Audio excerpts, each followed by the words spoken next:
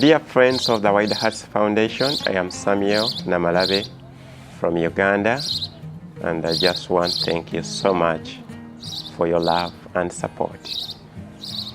Your support has enabled us to give over 100 goats in Uganda, and the people over there, they are so much excited.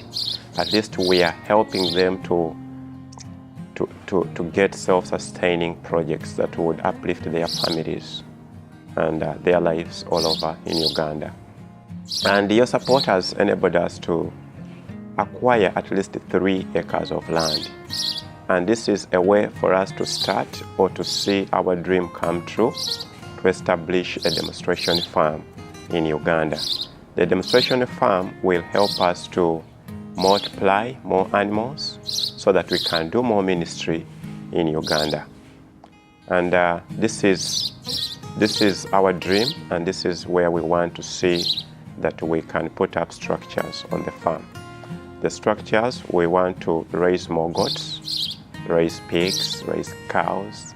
We'll also be giving out oxen later on to ease the burden of cultivating the land, and give a little bit of more support. So that way we want to see the love of God in the church, and it will be the gospel itself to the people who do not know Christ, that they will come to see the love of God in the church, and they will probably think of coming to know the Lord and walk with the Lord. So we just want to thank you for your loving support, and we ask you to continue to be part of what we are doing so that we can see this dream of establishing a farm come true and do more ministry in Uganda. Thank you. May God bless you.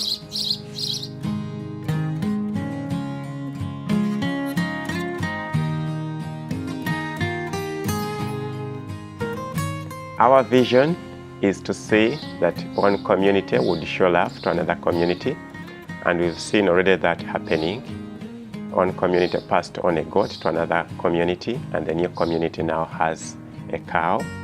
There is also another family that has been able to get a cow out from the goats, and another family were able to save a life of the mom and the child, where the mom was supposed to have a C-section, but she didn't have the money, and so she sold some of the goats to pay the medical fares.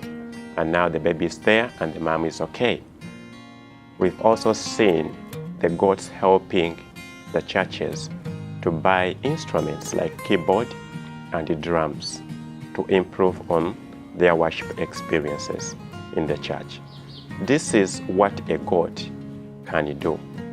Those are some of the few things that we've been able to see, but there is yet more that can be done out of this goat. So it's not just a goat, it is a self-sustaining project given to individuals. Thank you. Give a man a fish, you are able to feed him once. Teach a man to fish, he can feed himself. As a caring person and nurse, I could hardly leave and ignore the desperate needs in the villages in Uganda. When I first visited in 2012, this country and people stole my heart and prompted me and my husband to start a nonprofit. Wider Hearts Foundation was born.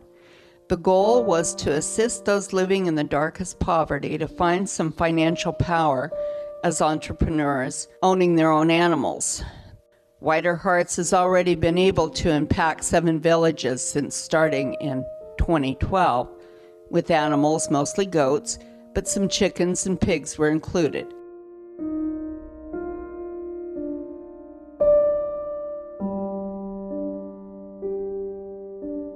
In this extreme environment of poverty, the first incentive and goal we looked at was to develop a strategy that was innately self-propagating.